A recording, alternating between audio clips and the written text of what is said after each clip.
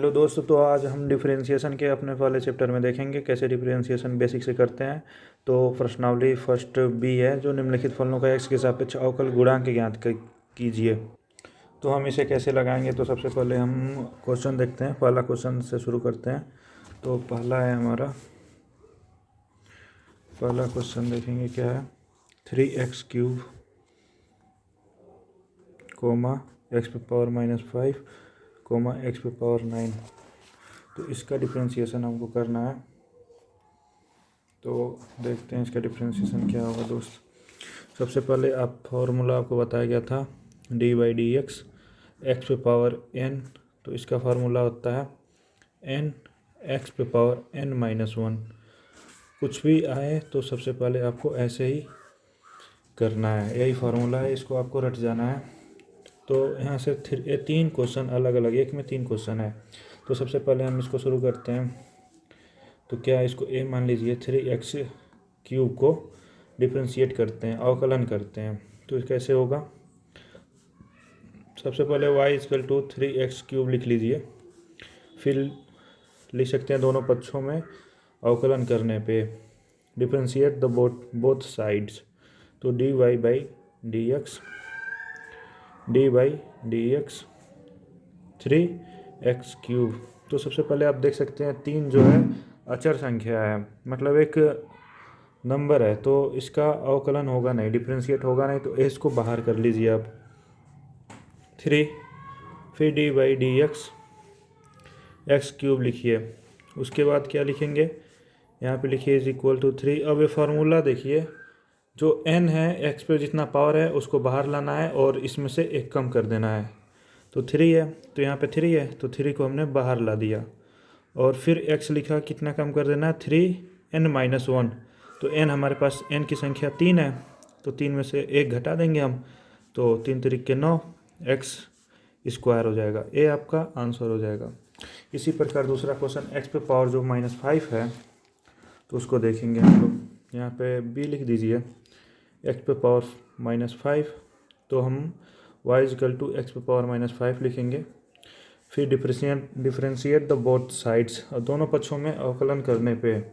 तो dy/dx कितना हो जाएगा दोस्त, dy/dx x⁻⁻5। तो आपको माइनस देख के घबराना नहीं है, यही n है, -5 ही n है आपका, जो यहाँ पे फार्मूला दिया है। अब -5 को माइनस के साथ बाहर करना है, और n को, मतलब n -5 है, इसमें से -1 लिखना है, सेम। तो आपको करना क्या होगा, तो आपको यहाँ पे -5 ठीक बाहर आ जाएगा, x⁻⁻5 -1। तो कितना हो जाएगा, -5 x⁻⁻6, क्योंकि -5 और -1 -6 होता है। तो आपका आंसर हो जाएगा। इसी प्रकार सी जो ऑप्शन है आपका x⁻9, इसको देखेंगे सेम, y = x⁻9। दोनों पक्षों में अवकलन करने पे, x के सापेक्ष दोनों पक्षों में अवकलन करने पे, ये असली वाला ये होता है एग्जाम में लिखने के लिए, बोर्ड के जो एग्जाम होता है आपका। dy/dx इसको डायरेक्ट नहीं लिखना है, आप अपने रफ कॉपी में डायरेक्ट लिख सकते हैं, लेकिन एग्जाम में ऐसे ही लिखना है dy/dx x⁻9। तो इसमें n की वैल्यू कितनी है, 9 है। तो अब फर्स्ट इसके फार्मूले से आप रिलेट कर पा रहे होंगे कैसे क्वेश्चन लग रहे हैं। तो x⁻9, तो क्या लिखें,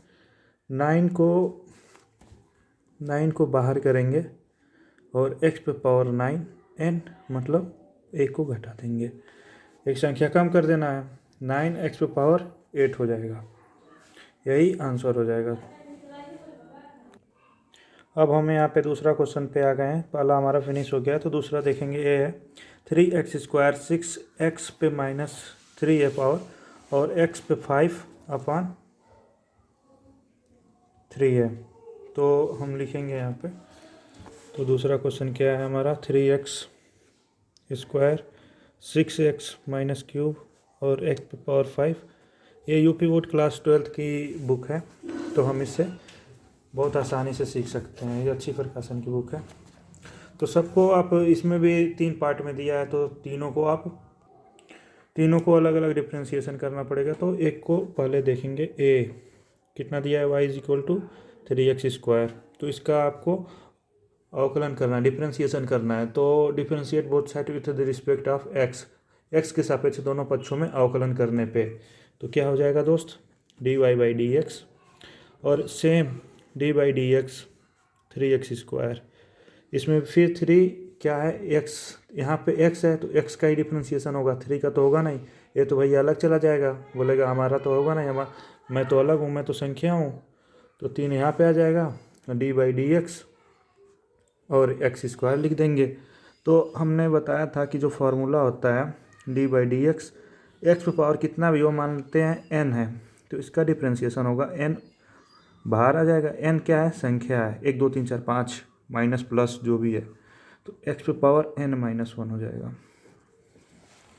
तो ये आपको हमेशा दिमाग में रखना पड़ेगा। ये बेसिक फार्मूला, पहला फार्मूला है डिफ्रेंशिएशन का, अवकलन का, तो इसको आपको याद से ही रखना है। तो 3x² में 3 बाहर आया और x², तो x पे पावर 2-1 हो जाएगा। तो कितना हो जाएगा, नहीं x² ही लिखिए, अगले पार्ट में लिखेंगे, मिस्टेक हो गई। 3 × 2 और x पे पावर कितना हो जाएगा, 2-1, तो हमारा कितना हो गया, 3 दूनी 6 और x हो जाएगा, 6x हो जाएगा। तो आप इसको आंसर लिख देंगे। आई होप ये आपको अच्छे से समझ में आ गया होगा अब तक। तो ये चौथा सवाल है हमारा। और बी देखेंगे, 6x पे पावर -3 है, तो इसको भी same y is equal to 6 पे पावर अब तो आप फर्स्ट लगाओगे, ठीक, x पे पावर -3 लिखेंगे, dy/dx हो जाएगा। वही दोनों पक्षों में x के सापेक्ष अवकलन करने पे, फिर dy/dx 6x पे पावर -3, हमने जो बताया था 6 बाहर आ जाएगा, संख्या है, क्योंकि x यहाँ पे है तो बस x ही बचेगा, बाकी सब इसके लिए अलग लोग हैं। तो x पे पावर -3 हो जाएगा। फिर क्या होगा, 6 × माइनस के साथ है n बाहर आएगा, ठीक, 6 के साथ -3 बाहर आएगा, और x पे पावर -3 है ना, तो -3 -1, तो कितना आंसर हो जाएगा, 6 3 -18, x पे पावर -4, ये आपका आंसर हो जाएगा। अब हम सी पार्ट पे आएंगे, x पावर 5/3 है, तो इस यहाँ पे इसको सॉल्व करते हैं। कितना है, x पे पावर 5/3 है, तो y is equal to x पे पावर 5/3 लिखेंगे। फिर दोनों पक्षों में x के सापेक्ष अवकलन करने पे तो क्या हो जाएगा, dy/dx x पे पावर 5/3। तो आपको सबसे पहले 3 दिख रहा है ना, और ऊपर 1 है, तो 1/3 बाहर आ जाएगा। अब बोलोगे सर 1 कहाँ है इसमें, तो 1/3 में ऑटोमेटिक 1 ही रहता है, क्योंकि x में 1 का मल्टीप्लाई करोगे तो x ही बचेगा, तो इसके पास ऑलरेडी 1 से मल्टीप्लाई हो रहा है इसमें, तो 1/3 बाहर आ जाएगा। अब देखिए dy/dx किसके क्या बचा है इसके पास, x पे पावर 5। अब तो आपके लिए सिंपल सा सवाल हो गया, 1/3 बाहर लीजिए, फिर इंटू 5 करिए, x पे पावर 5 -1 कर दीजिए, n-1 जो होता है, तो ये हो गया 5/3 x पे पावर 4, ये आपका आंसर हो जाएगा।